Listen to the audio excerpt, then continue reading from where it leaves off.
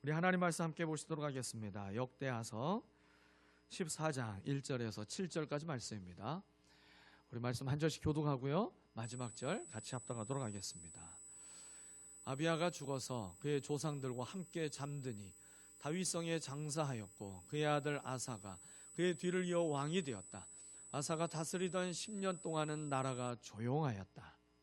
아사는 주 그의 하나님이 보시기에 좋은 일, 올바른 일을 하였다. 이방 제단과 산당을 없앴고 석상을 깨뜨리고 아세라 목상을 부수었다.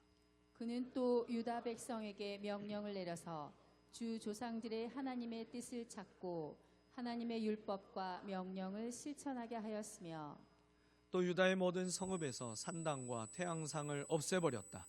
그의 통치 아래 나라는 조용하였다.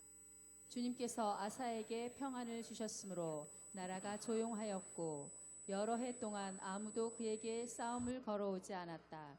그래서 아사는 유다 지방에 요새 성읍들을 만들 수 있었다. 그는 유다 백성에게 말하였다. 이 성읍들을 다시 세웁시다. 성벽을 둘러싸고 탑과 성문과 빗장을 만듭시다. 우리가 주 하나님을 찾았으므로 주님께서 사방으로 우리에게 평안을 주셨습니다. 그래서 그들은 성읍들을 세우기 시작하여 일을 잘 마쳤다. 아멘, 아멘. 평안이라는 단어를요, 표준 국어 대사전을 보게 되니까 이렇게 평안에 대해서 정의를 하고 있습니다. 걱정이나 근심이 없고 마음이 편하여 조용함. 오늘 말씀에서도 이 아사가 다스리던 그 유다 나라가 하나님의 은혜로 조용하였다. 이걸 2번이나 반복했었죠. 여러분은 요즘 걱정이나 근심이 없이 마음이 편안해서 조용하십니까? 아니면 걱정과 근심이 떠나질 않아서 마음이 불편하고 마음이 시끄러우십니까? 제가 여러분 속을 들어가 보진 않았지만 아마 여기 있는 분들 가운데 99.99%는 마음이 평안하고 조용한 날보다는 여러분 마음이 시끄러운 날들이 훨씬 더 많을 거예요. 지금도 그 시끄러운 마음을 그저 부둥켜 안고 하나님 앞에 그래, 내가 그래도 예배는 드려야지, 여러분 그런 마음 가지고 주님 앞에 나와서 지금 예배 드리는 분도 있지 않겠습니까? 심리학자들의 말에 의하면요, 마음의 평안을 빼앗는 5가지의 적이 있다, 그렇게 이야기를 합니다. 그 5가지는 뭐냐면, 첫 번째는 탐욕이고요, 2번째는 성취욕이고, 3번째는 시기심, 질투이고요, 4번째는 분노이고, 5번째는 교만입니다. 첫 번째로 얘기한 것이 바로 이 탐욕, 욕심이죠. 탐욕이 가득하면요, 마음에 평안이 자리 잡을 수가 없어요. 욕심이 마음에 뿌리 내리지 못하도록 우리는 깨어서 경계해야 될 이유가 있습니다. 그 이유가 무엇인지 야고보서를 보게 되면요, 아주 분명하면서도 단호하게 가르쳐주고 있어요. 우리 야고보서 1장 15절 같이 읽어보겠습니다.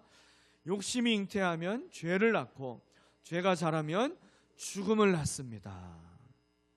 여러분, 욕심을 과소평가해서는 안 됩니다.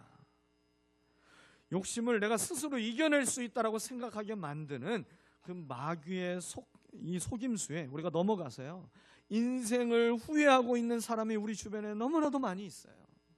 아니, 우리 자신도요, 지난 한 주간만 우리가 잠시 돌아봐도 내가 이길 수 있을 것 같다라고 생각했던 그 욕심에 결국 내가 발목이 잡혀 넘어지고 그 자리를 벗어나지 못해서 우리가 시간을 허비해버리고 물질을 허비해버리고 관계가 불편해지고 깨져버리고, 여러분 그런 일들이 일어나서 우리가 후회한 적이 한두 번이 아니지 않습니까? 하고 나서 후회하는 일들의 연속, 여러분 그것들이 일어나게 되는 거예요. 밤늦게까지 게임하거나 영상을 보면서, 요즘에 쇼츠라는 걸 많이 보죠. 짧은 영상인데요, 이게요 티끌모아 태산되듯이 이 쇼츠 보다가 몇 시간이 훅 지나가잖아요. 저도 그래 봐서 지금 얘기하는 거예요. 여러분 그렇게 되면요, 밤에 내가 일찍 자야지, 피곤하니까 오늘은 일찍 자야지, 그 계획이 무너지는 거예요. 내가 이길 수 있다라고 생각했지만 결국 내가 그 욕심에 또 지고 넘어져서 그 다음날 피곤해, 피곤해. 여러분 이걸 계속 우리가 반복하고 있잖아요. 건강에 적신호가 왔어요. 이런 음식은 조심해야 됩니다. 지금 수치가 좋지 않습니다. 그런데요, 에이, 운동하면 되지 뭐까지 하면서 또 자기가 열심히 먹어요. 그래놓고 운동은 내일부터 해야지. 그러면서 또 그 욕심에 자기가 넘어지게 됩니다. 결국 다시 의사 선생님을 만나서 의사 선생님에게 무서운 경고를 듣잖아요. 당신 정말 그러다 죽습니다. 여러분 이 말 딱 들으면 그때서야 이제 조금 정신을 차리며 내가 내 삶의 습관을 바꾸려고 노력을 하게 되죠. 여러분 욕심을 용납하는 것은요, 죽음을 용납하는 거예요. 꼭 기억하시기를 바랍니다. 두 번째는요, 우리가 무엇인가를 이루고자 하는 성취욕입니다. 이 성취욕은요, 사실 사람이 이 성취욕을 잘 컨트롤하고 우리가 잘 가지고 있으면 사람의 인생을 발전하게 만들어주지만, 그러나 지나친 성취욕이 되면 결국 평안을 빼앗아가게 돼 있어요. 성공하고자 하는 그 욕심에 사로잡히면요, 주님이 명령하신 쉼이 사라집니다. 사람보다 성과에 더 집착을 하게 돼요. 그래서요, 더 높아지기 위해서 다른 사람을 돌아보지 못하게 됩니다.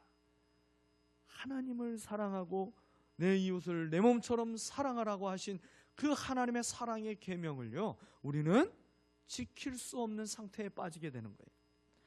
성취보다 더 가치 있는 훈련이 자족이라고 하는 사실을 우리는 기억해야 됩니다. 세 번째는요, 시기심, 질투라는 것이 있으면 우리의 마음의 평안을 빼앗아가요. 누군가를 시기하고 질투하기 시작하면요, 마음의 평정을 잃게 돼요. 그래서 삶이 참 곤고해집니다. 좋은 집에 살고 있는데, 좋은 차를 타고 있는데, 그 마음에 자리 잡은 시기와 질투가요, 사람을 너무 힘들게 만들어요. 그 인생을 너무 곤고하게 만듭니다. 사울이 처음에 왕이 될 때는요, 그가 참으로 겸손하고 훌륭한 인품의 사람이었잖아요. 그런 사울 왕이 돌변하게 된 이유가 그의 마음에 시기심이 있기 때문이잖아요. 다윗이 골리앗을 쓰러뜨리고 돌아왔을 때 그 승전하고 돌아오는 개선 장군을 맞이하는 여인들이 부르는 노래가 있었어요. 뭐라고 불렀어요? 네, 계속 뭐라고 차차차차차 하는데 사울이 죽인 자는 천천히요, 다윗은 만만이로다. 여러분 이렇게 노래하면서 열렬히 막 춤을 추면서 환영하게 되니까 사울이 불쾌한 거예요. 아니 우리 나라가 승리한 거니까 함께 기뻐해야 될 텐데 지금 숫자가 차이가 많이 나잖아요. 자기의 이름과 연결되어 있는 수는 천천인데 다윗과 연결되어 있는 수가 만만이에요. 여러분 이걸로 인해서 나라를 구하고 또 자기를 구해준 영웅이지만 마음속에 시기심이 생기게 되자 경쟁자로 보이기 시작했고요, 결국 마음의 평안을 빼앗기게 됩니다. 그 뒤로 어떻게 됩니까? 다윗을 죽이기 위해서 노심초사하면서 늘 불안에 떨며 사는 이스라엘에 살고 있는 사람 중에 가장 불행한 인생이 사울왕이 되었어요. 네 번째는요, 분노가 마음의 평안을 빼앗아갑니다. 잠언을 보면 노하기를 더디하는 사람은 용사보다 낫고 자기의 마음을 다스리는 사람은 성을 점령한 사람보다 낫다라는 말씀이 있어요. 여러분 성을 정복하는 것보다 마음의 분노를 다스리는 것이 더 위대한 일입니다. 사람은요, 화가 나면 이성이 마비가 되어서요, 평상시 하지 않던 행동을 하게 됩니다. 여러분 분노한 사람은 되게 나중에 후회할 어리석은 일을 저지르게 돼요. 자기 마음에 있는 그 분노를 이기지 못하면 열심히 자기가 적금 부어서 어렵게 돈을 모아서 그렇게 샀던 물건을 때려 부시더라고요. 그러면서 후회해요. 그때 좀만 참을걸. 저건 부시지 말걸. 나중에 후회하죠. 여러분, 지금 이 시대 이 분노 조절 장치가 고장난 사람들이 얼마나 많이 있습니까? 묻지마 폭행이나 묻지마 살인이 갈수록 급증하고 있어요. 보복 운전이 늘어나고 있고요. 방화 사건들이 막 일어나고 있어요. 마음에 일어난 그 불을 감당하지 못하니까 여기저기에 진짜 불을 지르고 있더라고요. 마음을 다스리고 지킬 수 있는 분은 마음을 창조하신 하나님뿐임을 믿으시기를 바랍니다. 5번째는 교만이에요. 교만은 평안을 잃게 만듭니다. 잠언 16장 18절에서 교만에는 멸망이 따르고 거만에는 파멸이 따른다라고 말씀하고 있죠. 교만은요, 그 중심에 내가 하나님이 되고 싶어하는 마음이 자리 잡고 있어요. 모든 판단과 결정을 할 때에 누구도 신경 쓰지 않고 내가 주인이 되어서 내가 원하는 대로 살아가려고 하는 마음, 이것이 교만이죠. 인간은 연약하고 한계투성이인 존재인데요, 자기가 하나님처럼 할 수 있다라고 생각해 보는 것, 여러분, 그것이 얼마나 어리석은 생각입니까? 그렇게 하면 할수록요, 인생에 더 크게 찾아오는 것은 불안과 염려만 더 커진다는 사실을 우리는 깨달아야 될 것입니다. 주님이 주시는 평안을 사모하는 저와 여러분의 마음속에 평안을 누리지 못하게 만드는 이 5가지의 적이 여러분, 오늘 한 가지라도 발견된다면 오늘 이 예배를 통해서 우리의 마음과 생각을 지키시는 주님의 은혜로 이전 것들은 다 지나가 버리게 되고 주님의 평안을 누리는 새 것이 되는 은혜가 있게 되시기를 주님의 이름으로 축원합니다.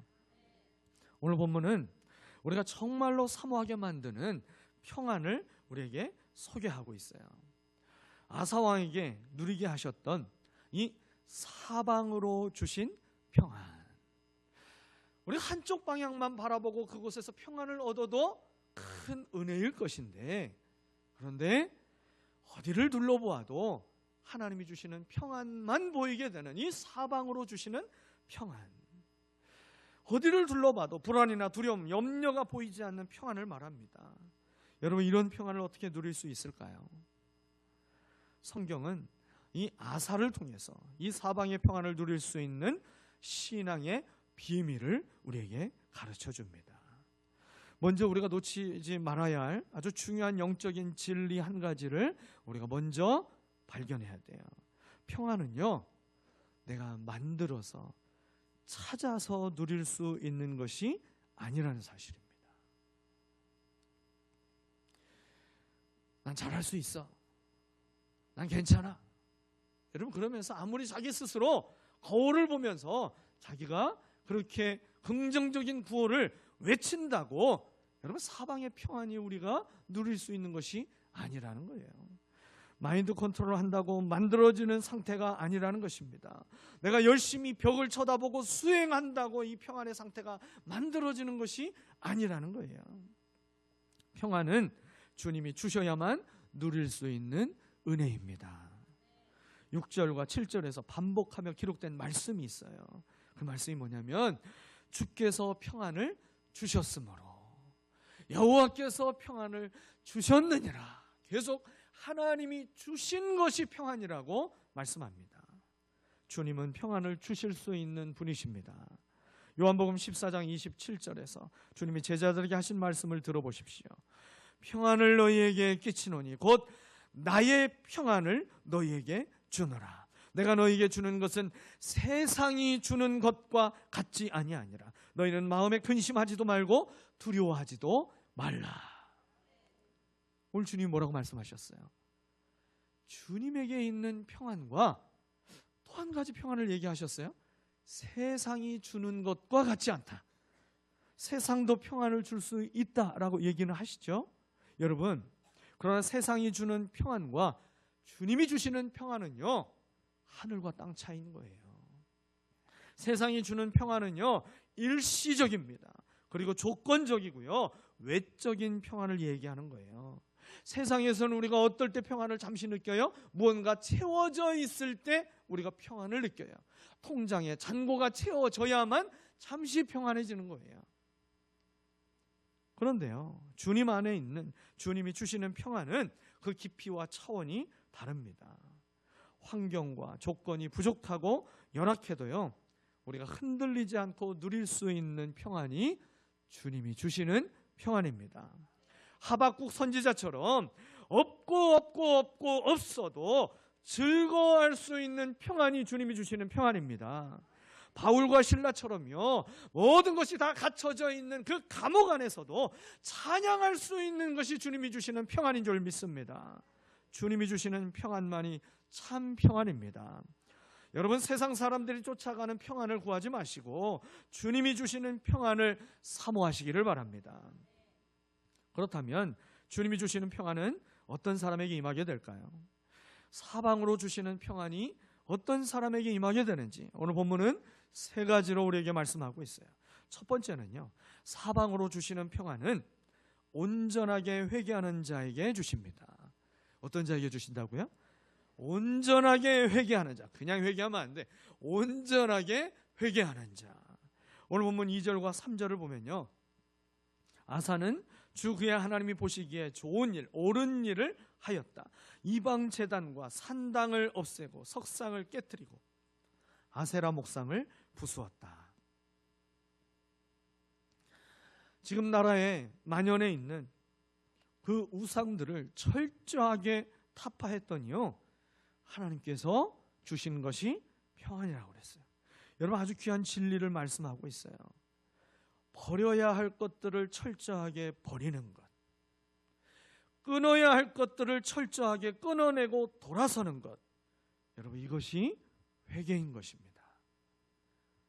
여전히 계속 붙잡고 있으면서 버리기를 아까워하면서, 그래서 사람들의 눈에 보이기에는, 사람들의 눈으로 보기에는 내가 버린 것처럼 보이지만 실상은 버리지 않았고, 사람의 눈으로 보기에는 끊은 것처럼 보이지만 실제는 끊어내지 않고, 계속해서 내가 그 죄악을, 그 죄의 습관들을 여전히 붙잡고 있으면서 그저 마음으로만 잠시 후회하고 눈물 찔끔 흘리는 것이 회개가 아니라요, 부술 것을 부숴버리고 끊어내야 될 것들을 끊어내버리고 버려야 할 것들을 완전히 버려버리고 그렇게 하나님만 구하며 찾는 것, 여러분, 그것이 온전한 회개인 것입니다.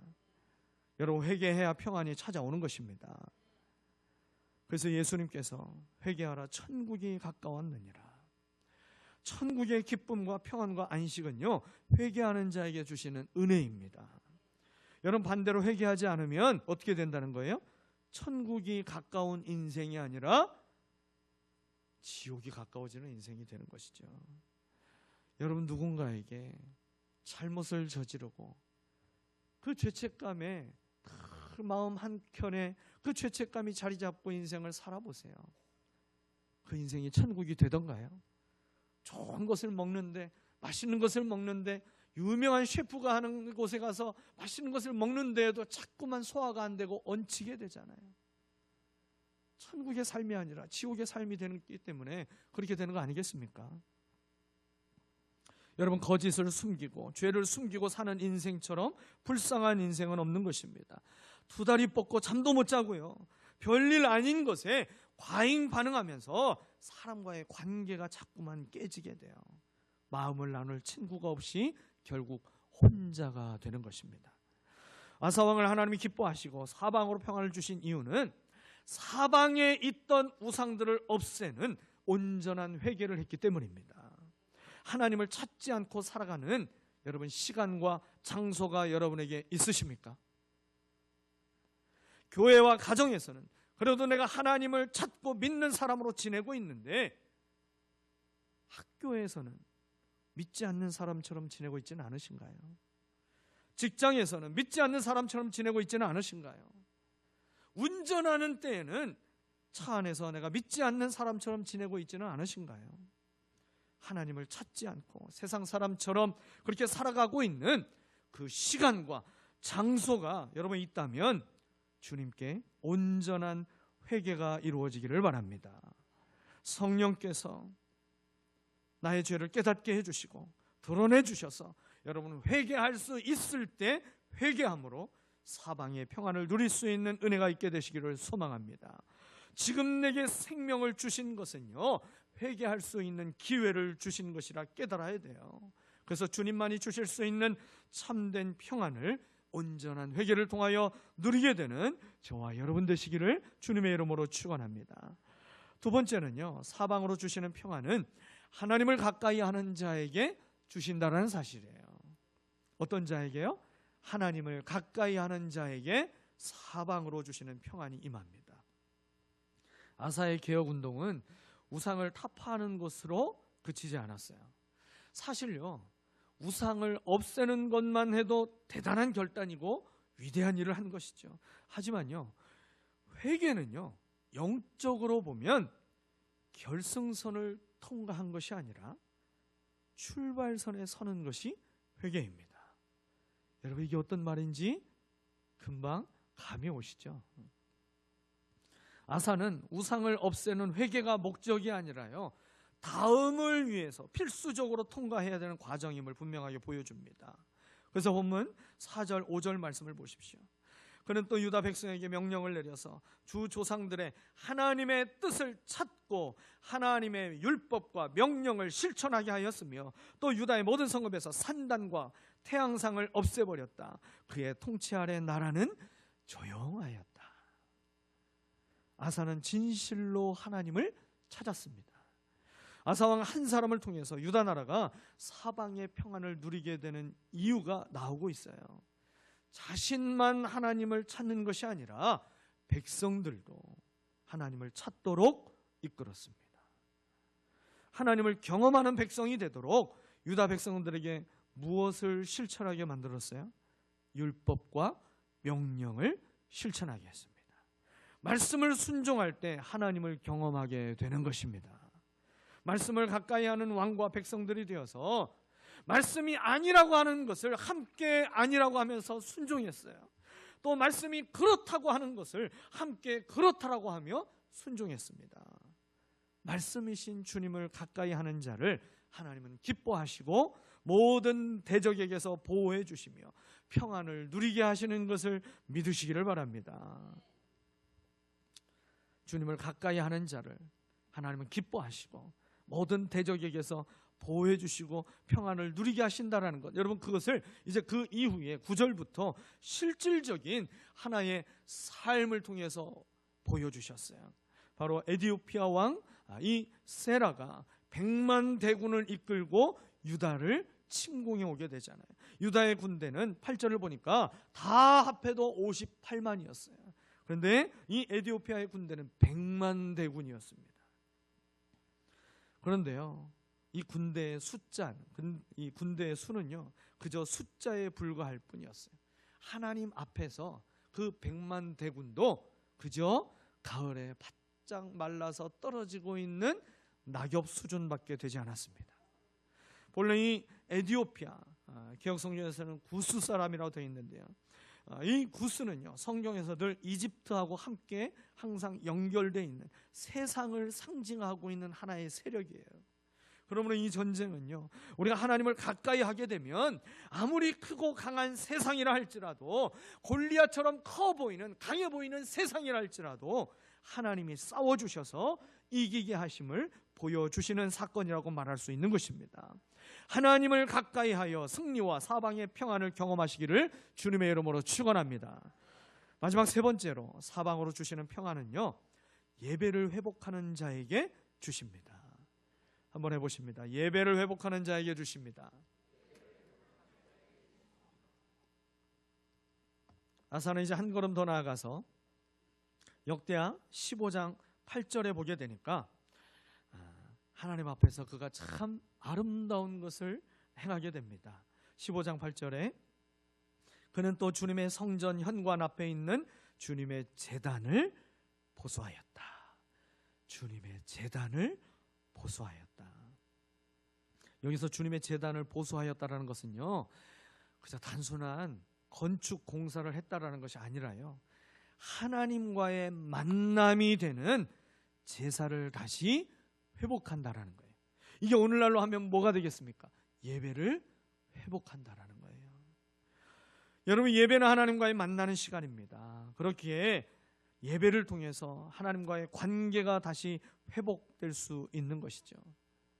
제단이 무너진 채로 방치되었다라는 것은 유다의 영적인 상태를 그대로 보여주고 있어요. 아사 왕은 이제 백성들과 함께 하나님을 만나는 예배가 회복되도록 무너지고 방치되어 있었던 제단을 보수합니다.